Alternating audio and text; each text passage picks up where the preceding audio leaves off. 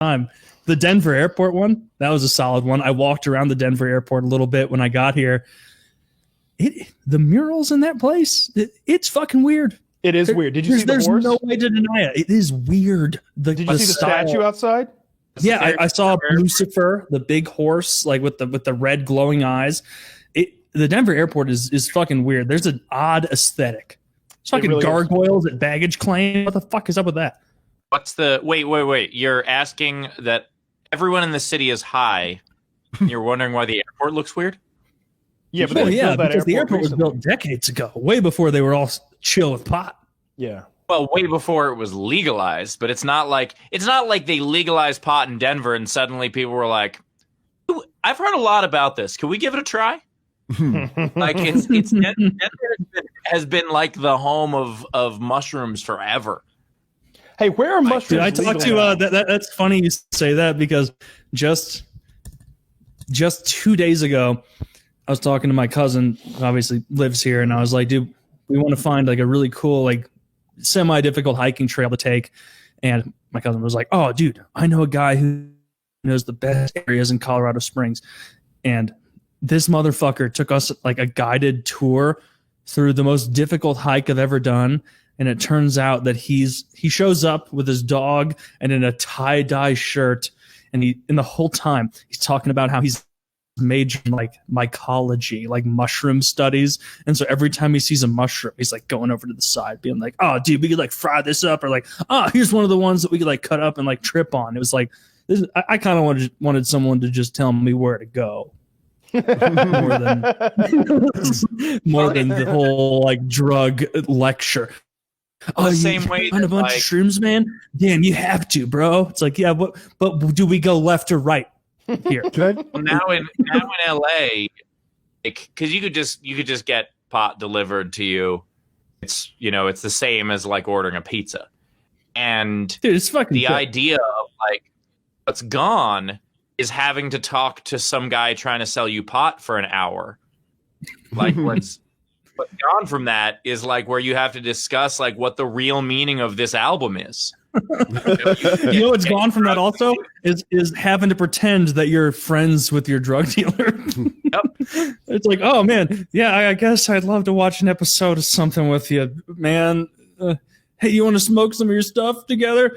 No.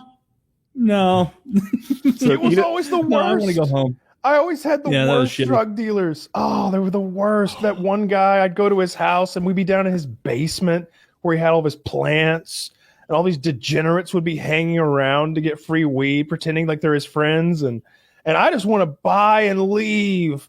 And they're just all such losers. They're just the worst kinds of people. That's where I had that conversation where we're out back, like smoking a cigarette. And I'm like, someone brought up methamphetamine, like randomly. And I was like, meth, not even once. Am I right? And they went, well, I've tried it a few times. And I was like, fuck. And the other guy goes, yeah, I like to get a little crispy every now and then. And I was just like, a little crispy. Well, it's my cue to fucking run away. So you need a spiel, Kyle. I'm more into you need to hit your drug dealer and be like, I need 1 ounce, Alaskan Purple Dragon Slayer. Faster is better. You would expect that to be a thing. But you can't do it that same way. Treat him like a barber. Yeah. Go ahead, Kyle. Sorry. He would be like, I tell him what I wanted, and he'd be like, all right, let me go bag it up. And it'd take him like 20 minutes while he had a whole conversation with me, telling me stories, depressing stories. He never had bags. He always had to like make these bootleg bags out of like plastic wrap and a soldering gun. and like I'm not even kidding. Oh shit! Did he ever use the cellophane off of a cigarette container and then solder that? I would buy in such quantities that wouldn't work. But I have purchased weed where it was in the cellophane of a cigarette, like the cellophane that comes off of a packet of cigarettes, and then they put it in there, roll it, and then melt the top. And it's just like, this is some ghetto shit, boys. They just give it to him in like a Kroger shopping bag. Yeah, I buy at least an ounce at a time. Like if I'm yeah, I remember I was in a college drought of needing it or wanting some pot when I was like a sophomore in college, and it was like, who am I going to go to? And so and was like, hey, this guy, he kind of is weird, but he'll do. And I was like, all right. So I went over there and I was going to buy some, and this happened like twice. And this guy would like pillory you with offers of playing Street Fighter the entire time. You were just trying to buy drugs and go home. And so I would have to play him in Street Fighter in 2 or 3 fights and get absolutely manhandled by him because I didn't know the buttons. I didn't know how to play Street Fighter.